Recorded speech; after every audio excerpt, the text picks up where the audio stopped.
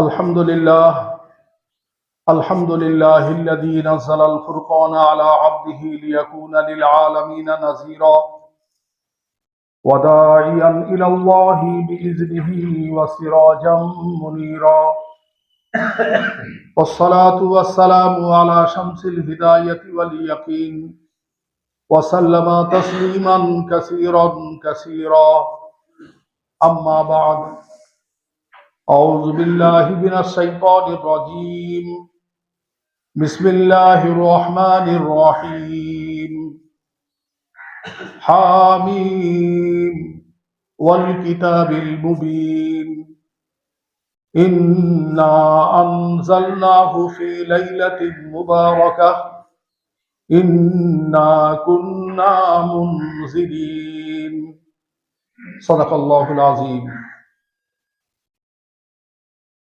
উপস্থিত সমাবেত সম্মানীয় মুসাল্লি ভাইগণ, আল্লাহ রাব্বুল আলামিন আমাদেরকে বড় ভালোবেসে করুণা করে দয়া করে তার অসংখ্য বান্দাদের মধ্য থেকে বেছে নিয়ে সারা 12 মাসের মধ্যে একটি গুরুত্বপূর্ণ মাস শাবানুল মুআজ্জম, সেই মাসের দ্বিতীয় জুমাতে আমাদেরকে জুমার নামাজ প্রতিষ্ঠা করার জন্য সমাবেত করেছেন।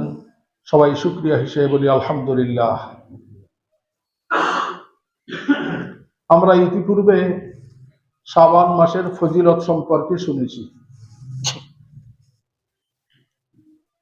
যে শাবান মাস হচ্ছে পবিত্র রমজানুল মোবারকের পূর্বে অনুশীলনের মাস, যাতে রমজান মাসের প্রতিটা মুহূর্ত আমরা গুরুত্ব দিতে পারি, গনিমত বলে মনে করতে পারি এবং সেই সুযোগটা কাজে লাগাতে পারি। তার জন্য প্রশিক্ষণের মাস, অনুশীলনের মাস হচ্ছে পবিত্র শাবানুল মুআজ্জম মাস। এবং বিশ্বনবী সাল্লাল্লাহু আলাইহি ওয়াসাল্লাম তার আদর্শের মধ্যে, তার চরিত্রের মধ্যে হাদিস পাকে যা পাওয়া যায় যে যখনই শাবান মাসের চাঁদ দেখা দিত তো বিশ্বনবী রহমাতুল্লিল আলামিন সাল্লাল্লাহু আলাইহি ওয়াসাল্লাম তার সারা বছরের মধ্যে আমলের যে কর্মসূচি, সেই সূচির মধ্যে অনেক পরিবর্তন আসত। যেমন এই মাসে তিনি বেশি বেশি রোজা রাখতেন, বেশি বেশি নফল নামাজ পড়তেন, সাহাবায়ে কেরামদেরকে তলকিন করতেন, পবিত্র কোরআনে পাক অত্যন্ত বেশি গুরুত্ব দিয়ে তেলাওয়াত করতেন, সাহাবায়ে কেরামদেরকে তলকিন করতেন। বিশুদ্ধ হাদিস পাকের মধ্যে এসছে যে বিশ্ব নবীর আমলের যে কর্মসূচি শাবান মাস আসার সাথে সাথে পরিবর্তন হয়ে যেত। তার আমলের কোনো প্রয়োজন ছিল না, তিনি যতটুকু করতেন আমাদেরকে শিক্ষা দেওয়ার জন্য, বলুন সুবহানাল্লাহ, যাতে আমরা তার সেই তরিকাকে ফলো করে শাবান মাসকে অতিবাহিত করতে পারি। হযরত আনাস ইবনে মালিক রাদিয়াল্লাহু তাআলা আনহু থেকে একটি বর্ণনা আছে, গুনিয়াতুত তালিবিনের হাদিস। তিনি বর্ণনা করছেন যে বিশ্ব নবী রহমাতুল্লিল আলামিন সাল্লাল্লাহু আলাইহি ওয়াসাল্লাম ইরশাদ করেছেন যে শাবান মাসটার মর্যাদা কেমন। রাসূল করিম সাল্লাল্লাহু আলাইহি ওয়াসাল্লাম ইরশাদ করেছেন যে রজবুল মুরাজ্জম মাস হলো যেমন সমস্ত আসমানি কিতাবের মধ্য থেকে আল্লাহ পাক কোরআনে পাককে সবচেয়ে শ্রেষ্ঠত্ব এবং মর্যাদা ফজিলত দান করেছেন, রজব মাসের ফজিলত ঠিক তদ্রূপ, বলুন সুবহানাল্লাহ। আর শাবান মাসের ফজিলত কেমন? বিশ্ব নবী বলছেন যেমন তামাম আম্বিয়া আলাইহিমুস সালাতু ওয়াস সালামের মধ্য থেকে আল্লাহ পাক আমাকে সাইয়্যিদুল মুরসালিন বলে মুনতাখাব করেছেন, বেছে নিয়েছেন, শাবান মাসটা সেই রকম মর্যাদা সম্পন্ন মাস, বলুন সুবহানাল্লাহ।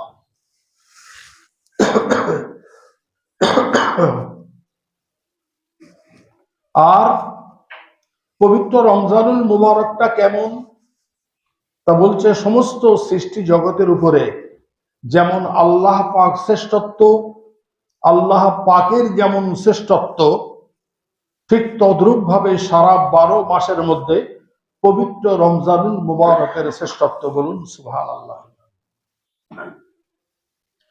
একটা হাদিস পাকের মধ্যে এটাও এসছে যে বিশ্ব নবী রহমাতুল্লিল আলামিন সাল্লাল্লাহু আলাইহি ওয়াসাল্লাম ইরশাদ করেছেন যে রজব মাস হলো আল্লাহ পাকের মাস, শাবান মাস হলো আমার মাস, আর পবিত্র রমজানুল মুবারক হলো আমার উম্মতের মাস বলুন সুবহানাল্লাহ। তো এই সমস্ত কয়েকটা হাদিস দ্বারা যা বোঝা যায় যে শাবান মাসের গুরুত্ব অত্যন্ত। আল্লাহ রাব্বুল আলামিন এই মাসের নাম দিয়েছেন শাবান কেন, এ সম্পর্কেও আমি ইতিপূর্বে বিশ্লেষণ করেছি। সংক্ষেপে বলি যে শাবান শব্দের অর্থ হচ্ছে কোন জিনিসকে ছড়িয়ে দেওয়া, বিছিয়ে দেওয়া। আল্লাহ রাব্বুল আলামিন এই মাসে তার রহমত, তার করুণাকে সারা জগতের বুকে ছড়িয়ে দেন, বিছিয়ে দেন, যার কারণে এই মাসের নাম রাখা হয়েছে শাবান মাস বলুন সুবহানাল্লাহ।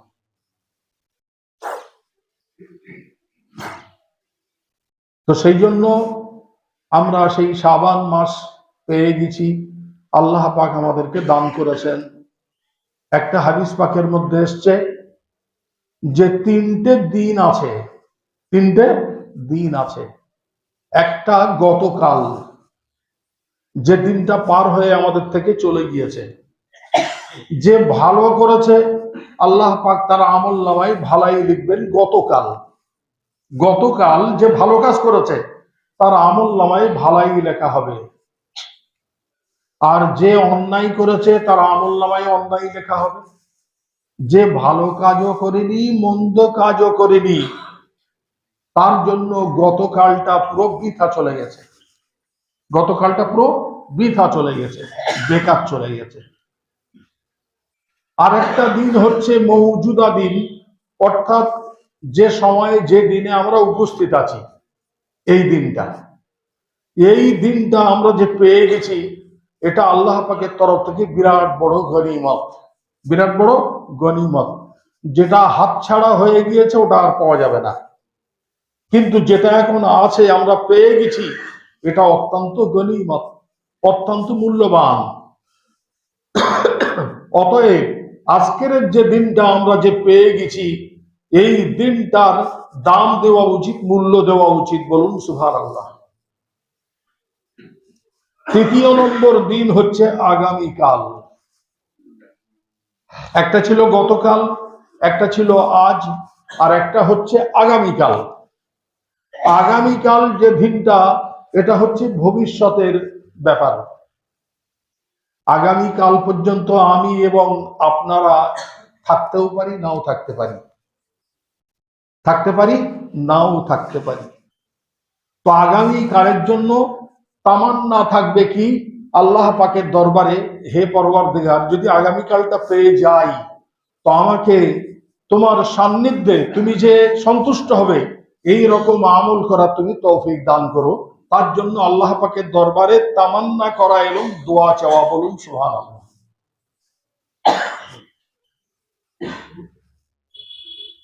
এই শাবান মাসের মধ্যে একটি গুরুত্বপূর্ণ রাত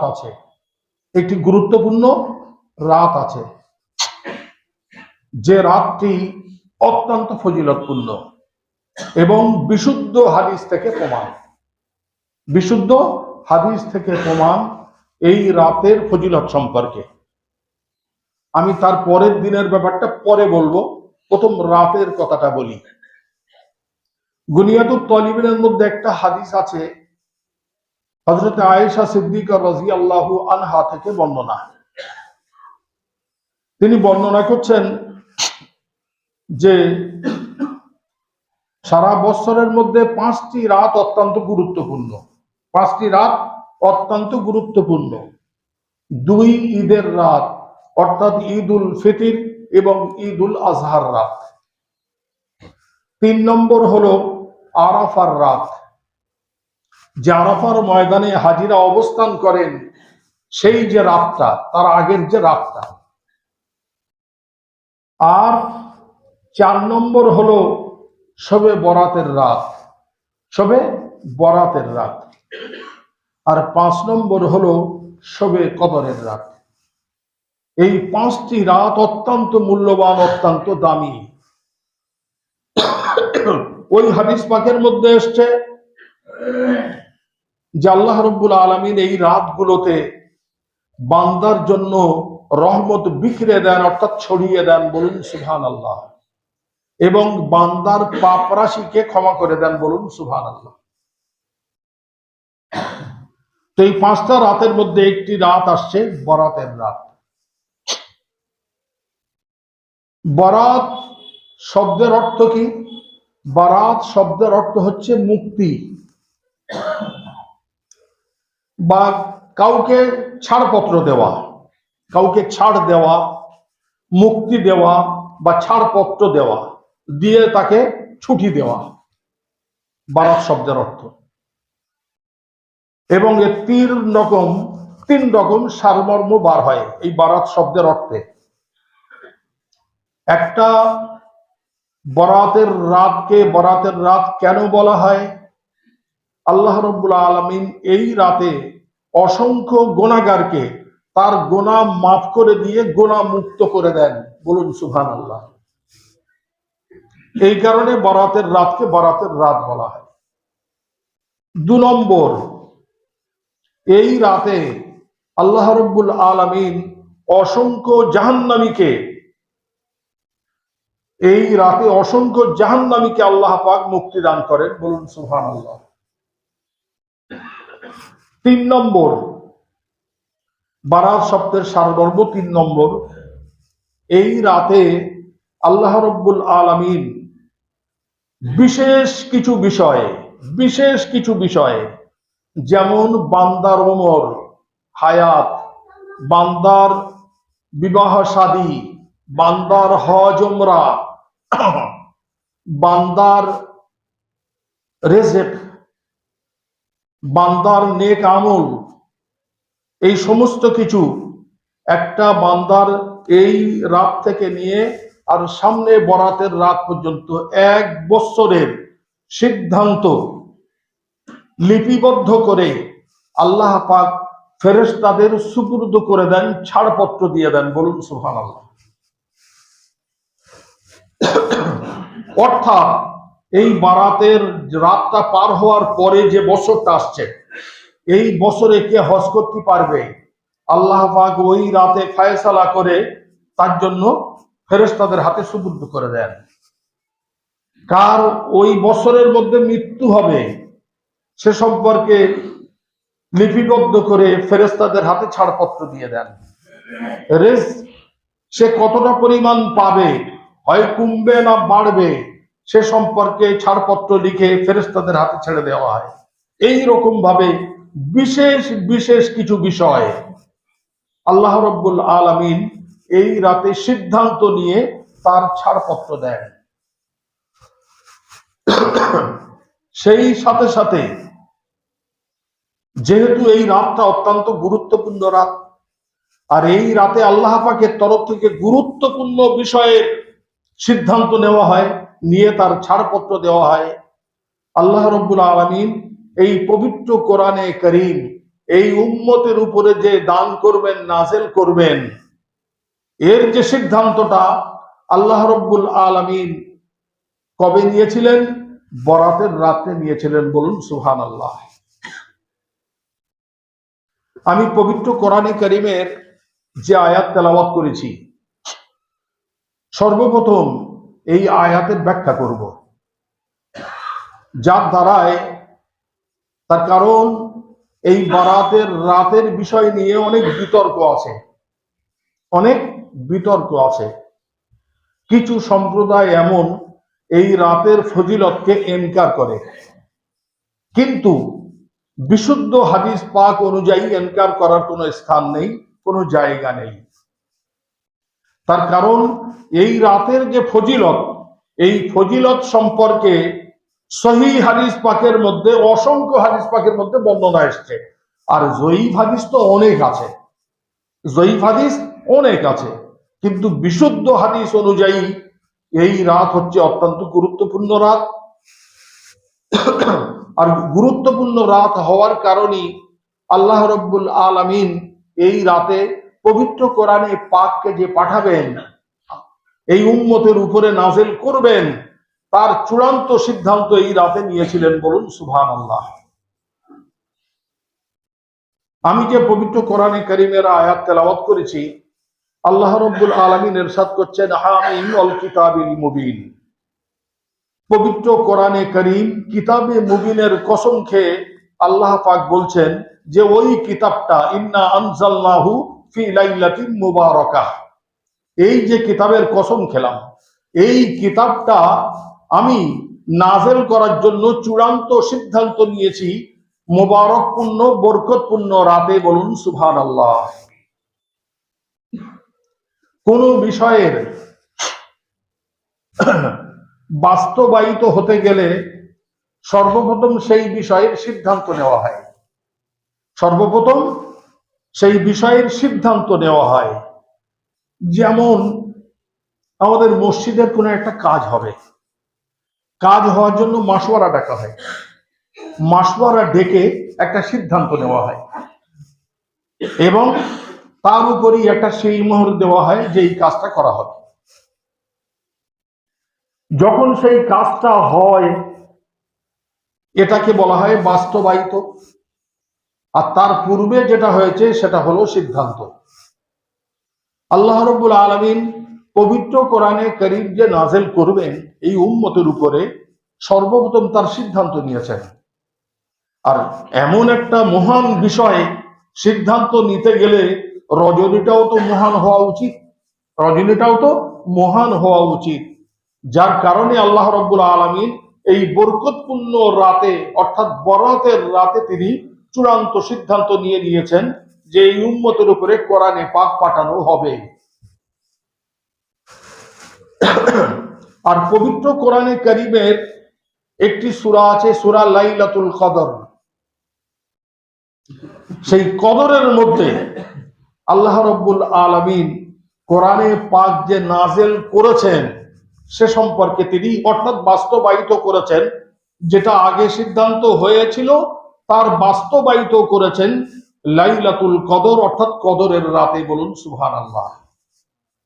তাই মহান রজনীতে কোরআনে পাক নাযিল করার প্রথম সিদ্ধান্ত হয়েছে, আর তারপরে সূরা লাইলাতুল কদরের মধ্যে বাস্তবায়িত করার কথা আল্লাহ পাক ঘোষণা দিয়েছেন। যদি দুটোর মফহুম একই হয়, দুটোর মফহুম যদি একই হয়, এখানেই বিতর্ক। মুফাসসিরিনরা বলছেন যে এখানে লাইলাতে মুবারাকা বলতে কদরের রাত, লাইলাতে মুবারাকা বলতে কদরের রাত। কিন্তু হযরত ইকরামা রাহমাতুল্লাহ আলাইহি তাবি এবং বিখ্যাত মুফাসসির, ওনার সঙ্গে আরো অনেক মুফাসসির রয়েছেন যারা বলছেন যে লাইলাতে মুবারাকা বলতে এটা বারাতের রাত, এটা বারাতের রাত। তাই এই তাফসীরের থেকে, এই যে তাফসীর, এই তাফসীর থেকে মুফাসসিরিনদের একটা বিরাট বড় জামাত যারা লাইলাতে মুবারাকা বলতে এটা বরাতের রাতকে বোঝায় বলে ব্যাখ্যা দিয়েছেন, তাদের ব্যাখ্যাটাও মুড়িয়ে দেওয়া যাবে না। তবে এই আয়াতের যে ব্যাখ্যা লাইলাতুল বরাত বা বরাতের রাত, এটা নিশ্চিতভাবে বলা যাবে না। এই কোরআনের আয়াতের দ্বারাই নিশ্চিতভাবে বলা যাবে না। এই আয়াতের ব্যাখ্যার মধ্যে দুটি মত, একটি মত হচ্ছে লাইলাতুল কদর, আরেকটি মত হচ্ছে লাইলাতুল বরাত। সেই দুটোর মধ্যে যদি একটা মত আমরা নিই, তো বারাতের রাতের গুরুত্ব এবং ফজিলত কোরআনে পাক থেকে ইঙ্গিতবাহী পাওয়া যায়, এর মধ্যে কোনো সন্দেহ নেই। বলুন সুবহানাল্লাহ। নিশ্চিত না হলেও কোরআনে পাকের এই আয়াত দ্বারা ইঙ্গিতবাহী হয়। যদি ইঙ্গিতবাহী না হবে তাহলে মুফাসসিরিনরা তাফসীর করবে কি করে? এবং তারা যুক্তি দিয়েছেন, যারা তাফসীর করেছেন, মন গড়া তাফসীর নয়, তারা যুক্তিও দিয়েছেন যে যদি লাইলাতে মুবারাকা আর লাইলাতুল কদর যদি একই হয়, তাহলে আল্লাহ পাক পৃথকভাবে সূরা লাইলাতুল কদর নাযিল করলেন কেন? এই আয়াত তো যথেষ্ট ছিল। এই আয়াত তো যথেষ্ট ছিল, আবার ওই সূরাটা নাজেল করার কি প্রয়োজন ছিল? এক নম্বর। তাহলে লাইলাতে মোবারকা বলতে এখানে বারাতের রাতকে ইঙ্গিতবাহী আয়াতের দ্বারাই বোঝা যায়। আর সূরা কদরের মধ্যে আল্লাহ পাক যে কদরের রাত্রিতে লৌহে মাহফুজ থেকে একত্রে আসমানে আউয়াল অর্থাৎ প্রথম আসমানে যে নাজেল করেছেন, এর ঘোষণা দিয়েছেন কদরের রাত্রিতে আমি কোরআনে পাক নাজেল করেছি, বলুন সুবহানাল্লাহ। এবং এর সমর্থনে পবিত্র কোরআনে কারীমের আরো একটি আয়াত পাওয়া যায়, যে আয়াতের মধ্যে বোঝা যায় যে আল্লাহ পাক পবিত্র রমজানুল মুবারকে কোরআনে পাক নাজেল করেছেন। সেখানে আবার আরো স্পষ্ট করা আছে যে পবিত্র রমজান মাস। সূরা কদরের মধ্যে তো রমজান মাসের কথা নেই, কদরের রাতের কথা আছে। আর অন্য আয়াতের মধ্যে আল্লাহ পাক বলছেন শাহরু রমাদান আল্লাযী উনজিলা ফীহিল কোরআন। 12 মাসের মধ্যে রমজান মাসটা কেমন জানো? যে মাসে আমি কোরআনে পাক নাযিল করেছি। আর কদরের রাত রমজান মাস ছাড়া হয় না, কদরের রাত রমজান মাস ছাড়া হয় না। অতএব পবিত্র কোরআনে কারীম পবিত্র রমজান মাসে অবতীর্ণ হয়েছে, আর রমজান মাসের মধ্যে কদরের রাতটিতে অবতীর্ণ হয়েছে, বলুন সুবহানাল্লাহ। আর সূরা দুখানের যে আয়াত, এই আয়াতের মধ্যে দুরকম ব্যাখ্যা মুফাসসিরিনরা দিয়েছেন। একদল বলেছেন যে এটা কদরের রাতে নাযিল হওয়ার কথা আল্লাহ বলছেন, আরেক দল মুফাসসিরিন তাফসীরকারকরা বলছেন যে আল্লাহ পাক এই রাতে কোরআনে পাক নাযিল করবেন বলে তার চূড়ান্ত সিদ্ধান্ত নিয়েছেন, বলুন সুবহানাল্লাহ। তো এই হাদিস পাক দ্বারা স্পষ্ট এবং পরিষ্কার, এবং কোরআনের আয়াতের দ্বারা স্পষ্ট এবং পরিষ্কার যে আল্লাহ রাব্বুল আলামিন বরাতের রাত্রি অত্যন্ত গুরুত্বপূর্ণ, এবং এই রাতে অসংখ্য ফজিলতের কথা হাদিস পাকের মধ্যে এসছে। আগামী বরাতের রাতেও তো বরাত সম্পর্কে আলোচনা হবে, এবং এই রাতের করণীয় কি সে সম্পর্কেও আলোচনা হবে। সেই কারণে আজকের শুধু বরাতের রাতের হকিকত এবং তার গুরুত্ব সম্পর্কে আলোচনা করলাম। এবং এই রাতে যে আরো ফজিলত রয়েছে সে সম্পর্কে যে হাদিস আছে, ইনশাআল্লাহ বরাতের রাতেও আলোচনা হবে এবং সেই রাতের আমল সম্পর্কে আলোচনা হবে। আমি শেষে একটি হাদিস বলে আজকেকার জুমার দিনের বক্তব্য শেষ করছি। একটা হাদিস পাকের মধ্যে এসছে, ইজা কানা মিন নিসফি শাবান ফাকুমু লাইলাহা ওয়াসুমু ইয়াওমাহা আও কামা ক্বালা আলাইহিস সালাতু ওয়াস সালাম। ইবনে মাজার হাদিস। রাসূল করিম সাল্লাল্লাহু আলাইহি ওয়াসাল্লাম ইরশাদ করেছেন, যখন তোমরা শাবান মাসের 15 তারিখ পাবে, শাবান মাসের 15 তারিখ পাবে, তো সেই রাতে তোমরা কিয়াম করো, অর্থাৎ নফল ইবাদতে মশগুল হও। সেই রাতটা অত্যন্ত গুরুত্বপূর্ণ, সেই রাতে তোমরা নফল ইবাদতে মশগুল হও। আর ফাসুমু ইয়াওমাহা, তার পরের দিনটা তোমরা রোজায় কাটাও। তার পরের দিনটা তোমরা কি করো? রোজায় কাটাও, রোজা করো। এ সম্পর্কে, এই হাদিস সম্পর্কে মুহাদ্দিসিনরা বলেছেন যে হাদিসটা যঈফ হাদিস। তারা নিয়েছেন তবু কেন? মুহাদ্দিসিনদের উসুল অনুযায়ী, অর্থাৎ নিয়ম অনুযায়ী, কোন যঈফ হাদিসে যদি ফজিলতের কোনো ব্যাপার থাকে তাহলে সেটা গ্রহণযোগ্য। যদি শরীয়তের কোন রীতিনীতি বা মানদণ্ডের ব্যাপার থাকে সেটা গ্রহণযোগ্য নয়। হালাল হারামের ব্যাপার থাকে, গ্রহণযোগ্য নয়। কিন্তু যঈফ হাদিস ফজিলতের দিক দিয়ে অত্যন্ত গ্রহণযোগ্য। এই হাদিস পাক দ্বারা পাওয়া যায় যে বরাতের 15 তারিখের যে দিনটি, ওই দিন একটি রোজা রাখা এটাও মুস্তাহাব, এটাও মুস্তাহাব। মুফাসসিরিন এই মুহাদ্দিসিনরা এই কথাই বলেছেন যে কোনো ব্যক্তি যদি এই রকম মনে করে যে বরাতের দিনটা অর্থাৎ 15 তারিখের দিনটা এটা রোজা রাখা অত্যন্ত জরুরি, তার জন্য রোজা রাখা চলবে না, তার জন্য রোজা রাখা চলবে না।